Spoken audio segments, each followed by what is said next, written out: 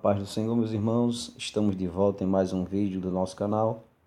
Desta vez na lição de número 10, que nós estudaremos dia 3 de dezembro de 2017, com o título O Processo da Salvação.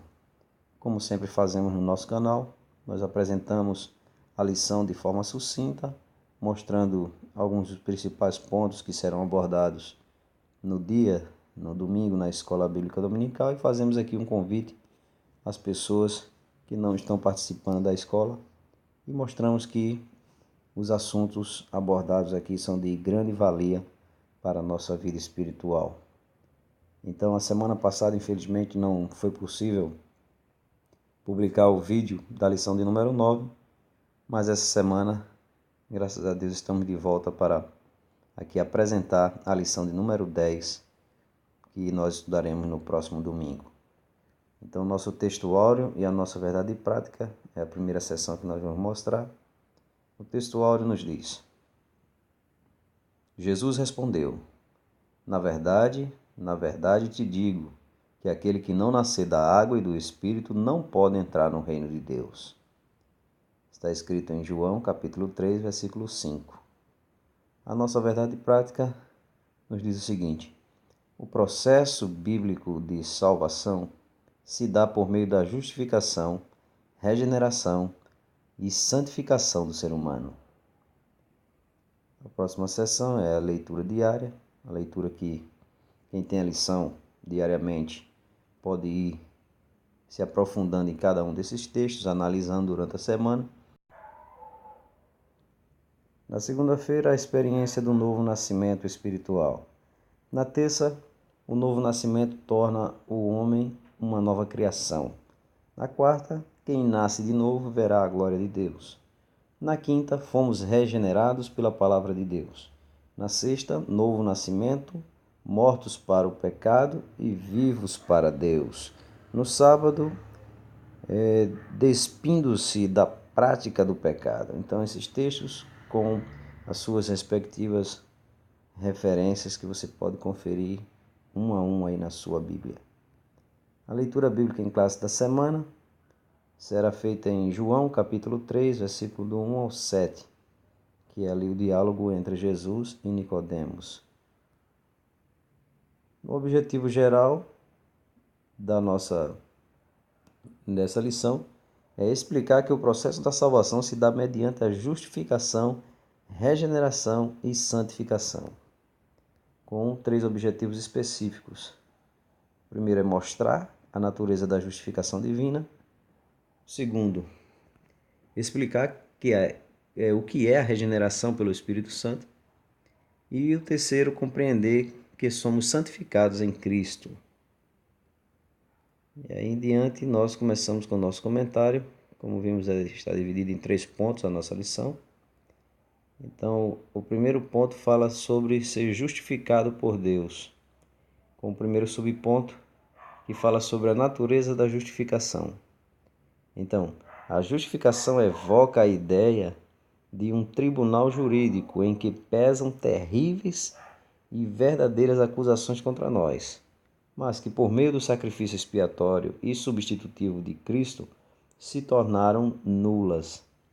Ou seja, Deus, que é o juiz soberano, o Deus soberano, ele, através do nosso arrependimento, através da nossa entrega, através da nossa fé, no processo de salvação, ele nos torna justos, ou seja, ele nos justifica.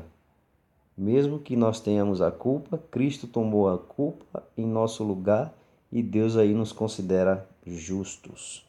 Então, essa é basicamente a natureza da justificação. No segundo ponto, fala sobre a necessidade de justificação. Por que nós precisamos ser justificados? Então, a necessidade da justificação é para que nos encontremos justos e santos diante de Deus, a fim de que sejamos participantes das bênçãos da salvação. Ou seja, para que nós possamos ser salvos e usufruir dessas bênçãos, é necessário que nós sejamos justificados, porque o inimigo, o Satanás, ele está a todo tempo querendo nos acusar. E Cristo, ele é quem nos justifica. Ele é quem nos justifica. Como nós vimos no caso do sumo sacerdote Josué, que diante dele Satanás começa a fazer acusações. Mas Deus estava ali para justificar a Josué. Então, as acusações de Satanás, elas não vão ter poder sobre nós, já que Deus, o próprio Deus, nos justificou. E o terceiro subponto fala sobre a impossibilidade da autojustificação. Então, para ilustrar essa realidade espiritual, o Senhor Jesus ensinou sobre a justificação, apresentando a história de um fariseu que se justificava orgulhosamente por evitar certos pecados, mas não alcançou a justificação. Nós sabemos lá do fariseu que bate nos peitos e diz: eu não sou como aquele publicano que faz isso, faz aquilo, eu dou o dízimo de tudo. Então, nesse texto, nós vemos que o homem, por si próprio, ele não pode justificar-se diante de Deus. Pelo contrário, o homem, ele é justificado por Deus. Então, no processo da salvação, que é a nossa lição que nós estamos estudando, a primeira parte desse processo é o processo de justificação. A segunda parte é o processo de regeneração. Então, o segundo ponto aqui, regenerados pelo Espírito Santo. A natureza da regeneração. Então, a regeneração é uma ação divina de criar um novo homem, dando-lhe um novo coração, transformando-o em uma nova criação, tornando-o filho de Deus e fazendo-o passar da morte para a vida. É como se você pegasse lá um fusquinha velho, já muito maltratado, muito usado, já atingido pela ferrugem. Muita gente, se você oferecesse de graça, ele não queria aquele carro, aquele fusquinha velho. Mas aí alguém se interessa por ele. Alguém gosta dele, alguém ama ele. E resolve ali restaurar aquele fusquinha. E após um processo que vai ser muito complicado, muito dolorido, digamos assim, passará por um processo de retirada de todas as peças, de desmontar, de ver as peças que realmente podem ser reutilizadas ou não, e aí trocar peças. Isso num exemplo físico. Então, após todo esse processo, o carro novamente ele vai ser montado, e aí quando você observar, vai estar lá um carro bonito, um carro, digamos, de colecionador, admirado por muitos, e aquele que o possuir realmente não vai querer se desfazer daquele bem. Então, parecido com o que acontece com o homem após esse processo. Ou seja, um homem degradado, um homem caído, um homem vivendo no pecado. Aí Deus olha para ele, se interessa por ele, ama ele de tal maneira que o restaura a uma condição de pecador remido pelo sangue de Jesus. Mas para que sermos regenerados? É o segundo subponto do segundo ponto, a necessidade da regeneração.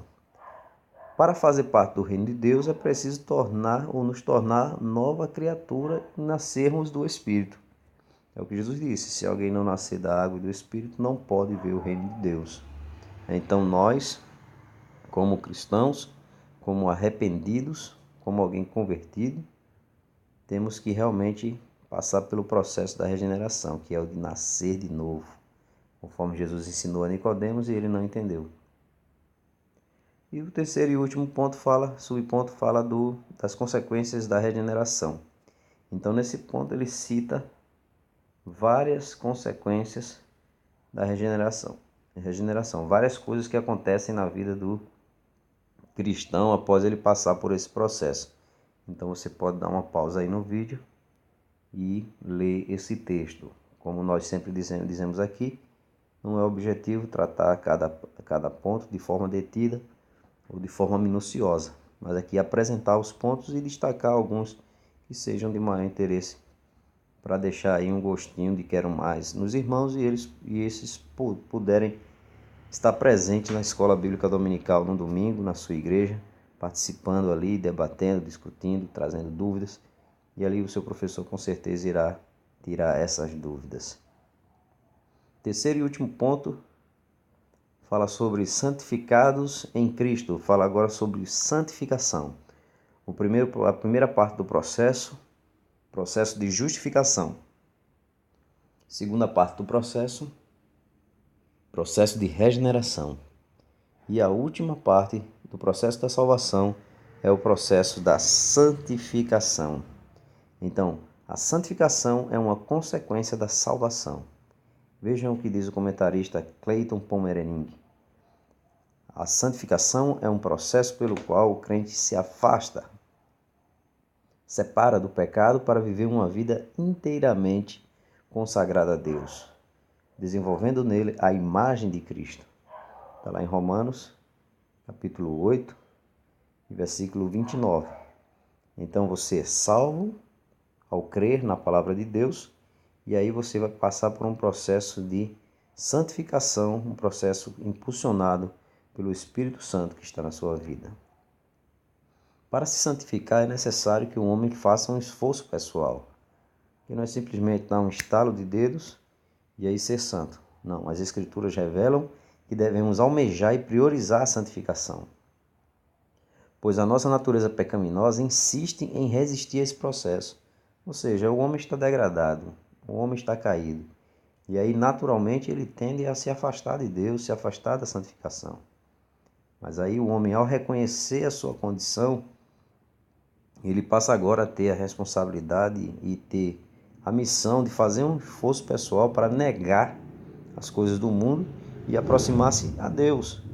Então nós vimos aqui em Hebreus capítulo 12, versículo 14, a seguinte recomendação: seguir a paz com todos e a santificação, sem a qual ninguém verá o Senhor.